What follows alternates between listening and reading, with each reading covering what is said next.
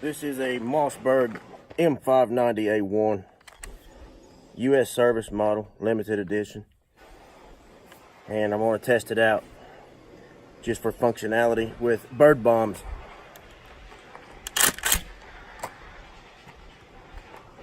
Let's just pretend there's a bunch of birds in that tree over there about 50 yards away, and we're trying to scare them away.